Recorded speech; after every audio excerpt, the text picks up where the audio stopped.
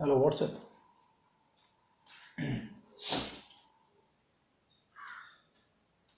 आप सभी फ्रेंड आज बात करने वाले ट्रायंगल्स। देखिए, आपको ये बताना चाहिए कि नॉर्मली ट्रायंगल कितने पार्ट होते हैं। सबसे पहले आप ट्रायंगल की बात करते हैं। ये आपके पास एक ट्रायंगल है।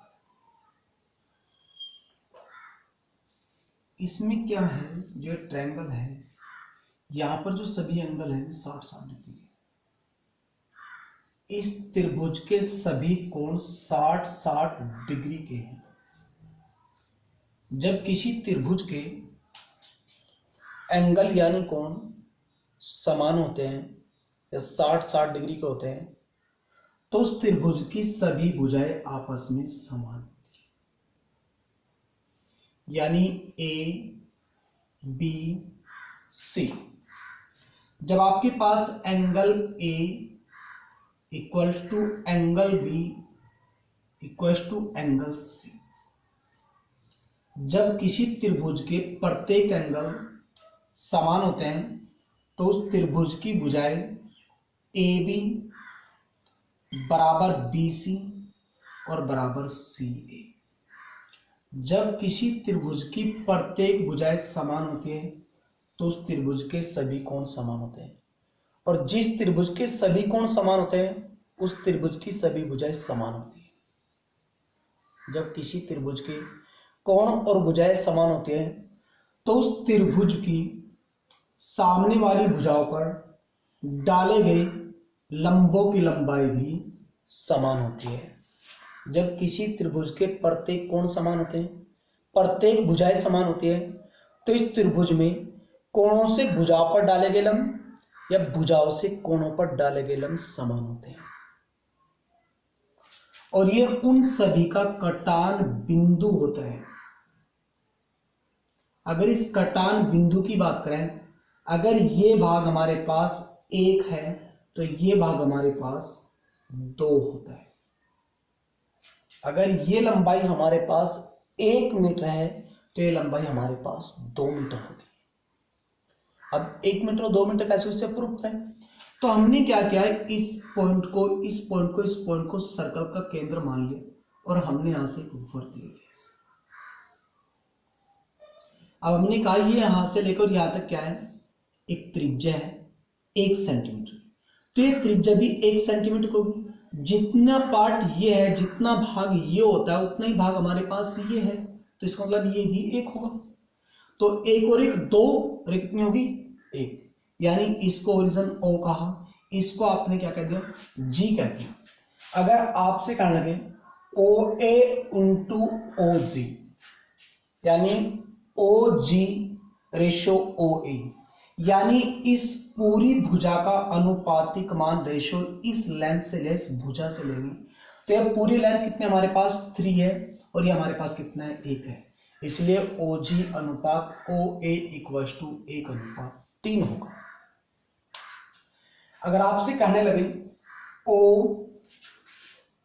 OG अनुपात OA 3 होगा, अगर आपसे कहेंगे AG अनुपात OA, अगर इस पूरी भुजा का अनुपातिक मान इस भुजा से लेंगे तो टोटल आपके पास 3 है और ये भुजा आपके पास कितने हैं 2, तो आपका रेशियो अनुपात होगा 3:2। उसके बाद अगर आपसे ये कहने लगे OG, अगर आपसे ये लेने लगा यानी OA अनुपात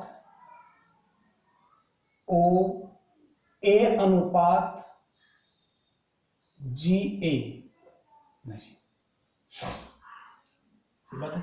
अगर ये लेंथ आपके पास है यानी ये हाइट है, इसकी h है, और आपको क्या निकालना है, समबाहु त्रिभुज है जिसकी ऊंचाई आपको ज्ञात है, उसका एरिया निकालना शॉर्ट में। यानी आपके पास h², ये चेक करो कितनी भुजाएं है 3, 1 2 3। अगर 3 भुजाएं तो 3 से डिवाइड करो उसके रूट से। अगर एरिया निकालना, एरिया बराबर क्षेत्रफल बराबर h²/√3 होता है। इस प्रकार आप इस आकृति का क्या निकाल सकते हैं, एरिया निकाल सकते हैं। अब आप ट्राई करते हैं एक समकोण त्रिभुज की। देखिए समकोण त्रिभुज कैसे होता है। ये आ गया आपके पास एक समकोण त्रिभुज, ये आपके पास ए, ये आपके पास बी, ये आपके पास सी, यानी जो एंगल आपके पास ये 90 डिग्री है। 90 डिग्री के सामने वाली, 90 डिग्री के सामने वाली जो भुजाएं होती है आपके पास वो कर्ण होती है, यानी वो डायगोनल्स होते हैं। और 90 डिग्री के नीचे जो भुजा होती है आपके पास वो आधार होते हैं, यानी वो आपके पास क्या होता है, बेस होता है। और जो आपके पास खड़ी भुजा होती है वो लंब होता है, यानी आपके पास परपेंडिकुलर डिस्टेंस होती है। ये 90 डिग्री है, ये समकोण त्रिभुज है।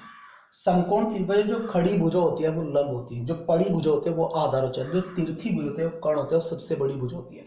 तो पाइथागोरस की प्रमेय होती है कि कर्ण का वर्ग बराबर आधार का वर्ग और प्लस लंब का वर्ग। यह आपके पास पाइथागोरस की प्रमेय होती है समकोण त्रिभुज में। पर अगर आप इस भुजा से इस भुजा पे लंब डाल दें और उस लंब को आप P कहें तो आप इस लेंथ को कैसे निकाल सकते हैं 100। यह आपके पास एक समकोण त्रिभुज होगा और एंगल से सामने वाली भुजा पे लंब डाल दिया तो आपने उस बिंदु को P मान लिया, तो उसके आप लेंथ निकाले जा रहे तो कैसे निकालें, समझिए। AB गुना BC बराबर AC गुना P, यानी उसके आधार AB और उसके लंब BC की गुना आधार और लंब की गुना कर्ण गुना परपेंडिकुलर डिस्टेंस के गुणनफल के इक्वल होता है। एक एग्जांपल ले लिया आप लोगों ने यहां पर, ये आपके पास कौन है 8 है, आपके पास 6, आपके पास 10 है, तो आपको ये ट्राई करना ABC। आपने कहा ये L है, क्या बोलते आपने से L मान लिया इस लेंथ को। जब आपके पास 6, ये 10 है, ये 8 है, तो आधार गुना लंब यानी 6 गुना 8 बराबर कर्ण गुना परपेंडिकुलर डिस्टेंस यानी लंब, गुना करेंगे 48 बराबर गुना 10L, इस 10 से इसको भाग करेंगे यानी आपकी लेंथ कितनी चाहिए 4.8 मीटर। Good bye.